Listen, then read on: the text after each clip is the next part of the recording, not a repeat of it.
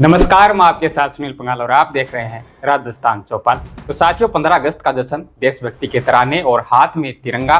लेकिन इस बीच झुंझुनू के नवलगढ़ से एक ऐसी तस्वीर सामने आई जिसने सोशल मीडिया पर बवाल काट दिया।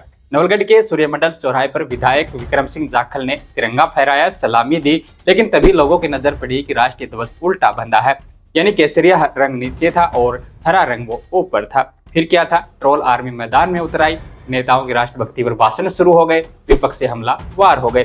लेकिन ठहरिए, इस ट्रोलिंग के शोर में वो सच दब गया जो हर किसी को जानना चाहिए। क्या ये जानबूझकर की गई एक लापरवाही थी या इसके पीछे छुपा था 50 सालों का एक अटूट भरोसा? असल में ये चूक हुई नवलगढ़ के 60 साल के सेवानिवृत्त शिक्षक सुरेंद्र जांगीड़ यानी मानक गुरुजी से। वो मानक गुरुजी जिन्होंने पिछले 50 सालों से बिना किसी स्वार्थ के हर 15 अगस्त और 26 जनवरी को सूर्यमंडल चौराहे पर तिरंगा बांधने की जिम्मेदारी निभाई।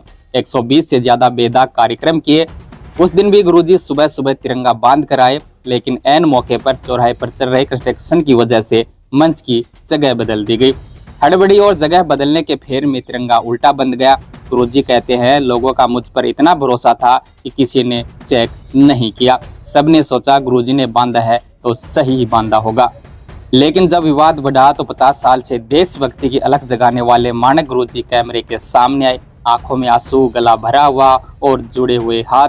गुरुजी ने किसी पर दोष नहीं मंडा, सीधे देश से माफी मांगते हुए कहा, ये सिर्फ एक मानवीय भूल थी, मेरे लिए तिरंगे के सम्मान से बढ़कर कुछ नहीं है।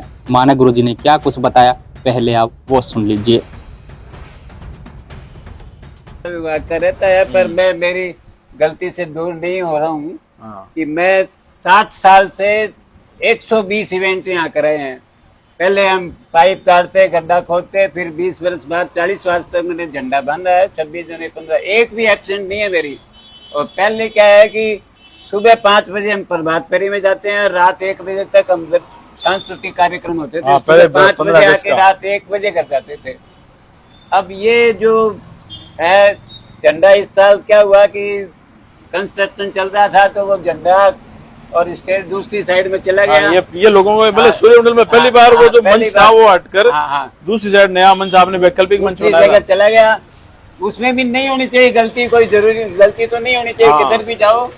पर मैं बहुत ही आहत हूँ इस काम से और मैं राष्ट्र के इस काम के लिए राष्ट्र से क्षमा मांगता हूँ, पूरे देश से क्षमा मांगता हूँ, नवलगढ़ के वासियों से क्षमा मांगता हूँ। मेरे कारण आज नवलगढ़ की थोड़ी हल्काई हुई है और मैं इसमें मेरी कोई मंशा नहीं थी कि मैं झंडे का अपमान करूं। मैं हमेशा झंडा ऊंचा करके ही चलने वाला आदमी हूँ। आप तो हमेशा गुरुजी, बिल्कुल मैं आपका बात समझ रहा हूं।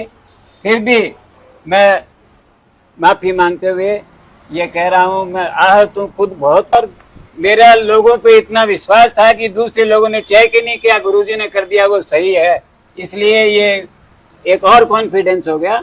मैं पूरे नगर वासियों से माफी चाहता हूं।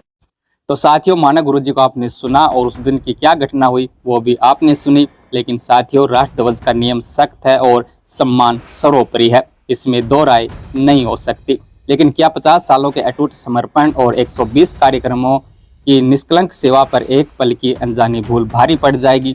गलती इंसान से होती है और जब 60 साल का बुजुर्ग शिक्षक हाथ जोड़कर पूरे देश से क्षमा मांगता है तो समाज का बड़पन यही है कि उनकी निष्ठा का सम्मान करे। मानक गुरुजी के इस भावुक संदेश पर आपकी क्या राय है? कमेंट बॉक्स में ज़रूर बताइएगा और झुंझुनू से जुड़ी तमाम बड़ी अपडेट देखने के लिए जुड़े रहिएगा आपके अपने चैनल राजस्थान चौपाल के साथ।